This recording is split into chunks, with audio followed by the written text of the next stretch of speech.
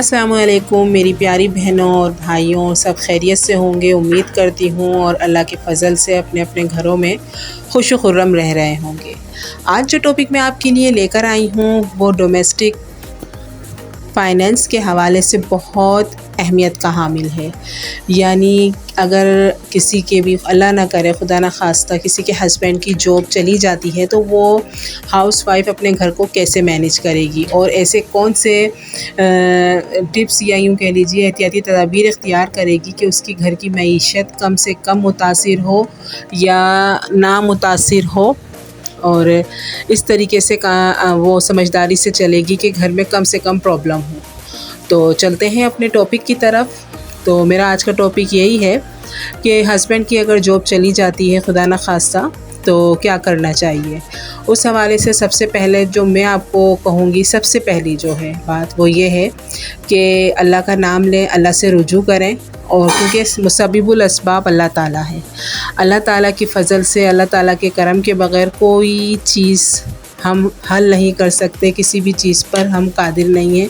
हमारा रब ही है जो हमें हर तरीके से सपोर्ट करता है, हमें हर तरीके से हमारी ख़ताओं के बावजूद भी हमें रिज़्क़ अता करता है।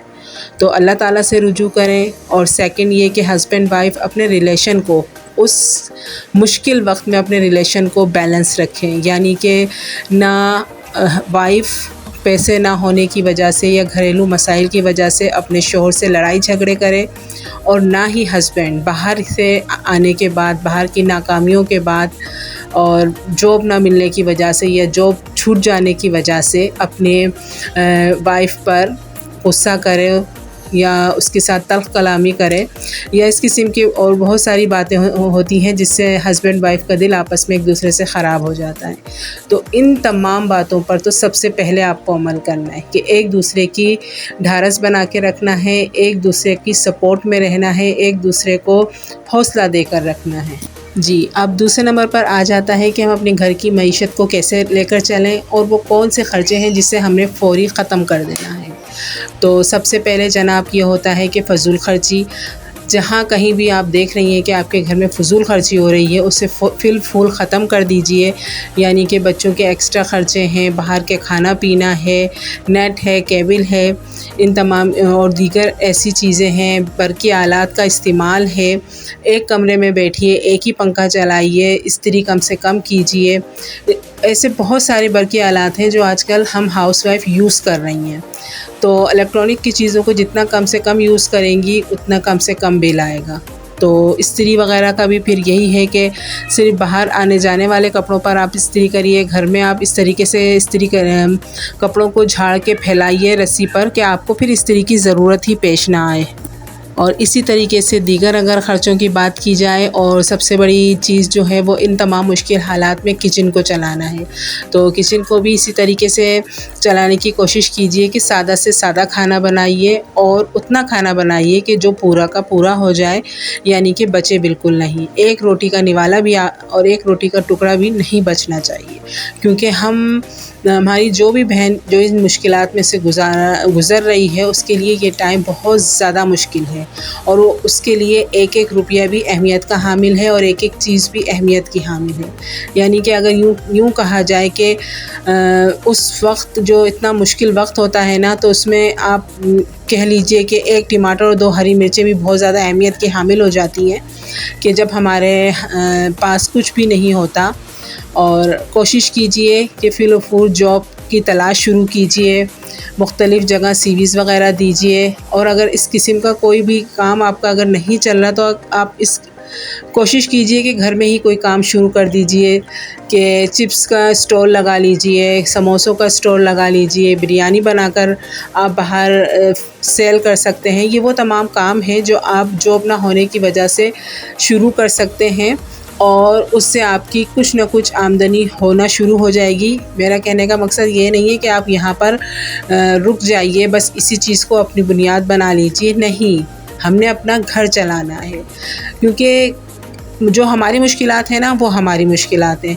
हमारे माँ बाप हैं, बहन भाई हैं या हस्बैंड के बहन भाई हैं, कोई भी इन तमाम मौक़ों पर आपको सपोर्ट नहीं करेगा, और अगर किया भी तो 1 दिन 2 दिन या तसल्ली के 2 अल्फाज। इससे ज़्यादा कि आप किसी से उम्मीद ना रखिए और ना ही कोई आपकी उम्मीदों पर पूरा उतरेगा। ये मुश्किल वक्त आपका है और इस मुश्किल वक्त से आपने ही निपटना है। और जितनी ज़्यादा अच्छी हिकमत अमली से और ज़हन को हाजिर रख के, दिमाग को हाजिर रख के, दिल को कम से कम दुखाकर और लड़ाई झगड़ों के बग़ैर और तमाम घर वालों की अंडरस्टैंडिंग के साथ आप इस तमाम चीज़ को हल करेंगी, इन तमाम मसलों को, उतने ही ज़्यादा अच्छी तरीके से आप इस मसले से निकल आएंगी। यानी कि हाथ पे हाथ धर के नहीं बैठना कि भाई नौकरी मिलेगी तो घर चलेगा। जी नहीं, ऐसा नहीं करना। छोटे से छोटे काम कीजिए, चाहे फिलफूल उसके अंदर आपको आमदनी कम आ रही हो, लेकिन उस आमदनी को मत देखिए। आप ये देखिए कि आपके घर का सर्कल चाहे स्लो चल रहा है लेकिन चल रहा है। तो इस किस्म के काम आप कर लीजिए जो जिससे आपकी थोड़ी बहुत इनकम आना शुरू हो जाए। अगर आप पढ़ी लिखी हैं तो आप घर में ट्यूशन पढ़ाना शुरू कर दें। अगर आपको स्टिचिंग आती है तो आप कपड़े सीना शुरू कर दें। अगर फ़िलहाल आपको कहीं जॉब मिल रही है, किसी भी कंपनी में किसी भी किस्म की जॉब मिल रही है, तो आप वो फ़ौरी तौर पर हासिल करने की कोशिश कीजिए। ये नहीं देखिए कि अगर हस्बैंड नहीं कर रहे तो मैं भी नहीं कर सकती, क्योंकि मियाँ बीवी गाड़ी के दो पहिए हैं। अगर एक में थोड़ा सा मसला है तो वो दूसरे पहिए का फ़र्ज़ बनता है कि वो घर के सर्कल को चलाए और मदद करे।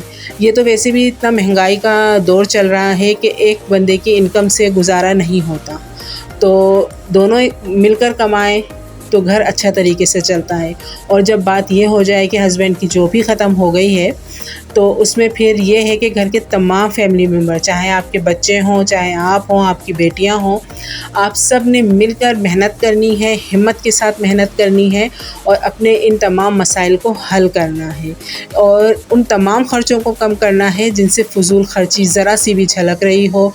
कपड़ों को नए नए कपड़े ना बनाएं, महंगे कपड़े ना बनाएं, ज़रूरत के तहत कपड़े बनाएं। हर चीज़ ज़रूरत के तहत ख़रीदें। ख्वाहिशात को आप बिल्कुल एक डब्बे में बंद करके रख दीजिए उस वक्त तक के लिए कि जब तक आपकी मईशत ठीक नहीं हो जाती, आपके हस्बैंड की जॉब नहीं लग जाती।